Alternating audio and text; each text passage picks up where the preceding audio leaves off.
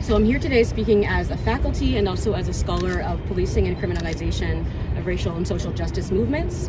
And I'm here to speak really specifically about the threats that can be posed to the student body more generally from policing surveillance technology and digital surveillance technologies more broadly.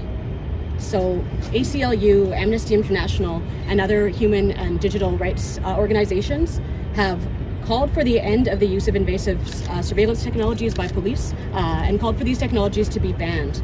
Surveillance technologies in particular amplify already existing rights of abuses that are posed by the criminalization of dissent and the profiling of marginalized communities. For example, as stated by the Algorithmic Justice League, facial surveillance threatens rights including privacy, freedom of expression, freedom of association, and due process.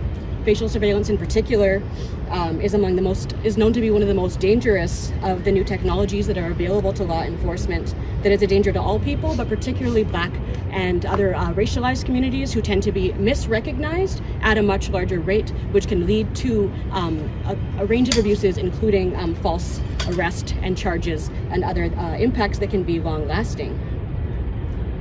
It brings the racial justice and human rights violations of the students' rights to protest and possibly endangering their safety, both in the short term and the long term. This is a university, and students are exercising their right to protest, are joining a global human rights movement against apartheid, genocide, and war. And this right that they're exercising ought to be protected and certainly ought not to be subject to surveillance and criminalization.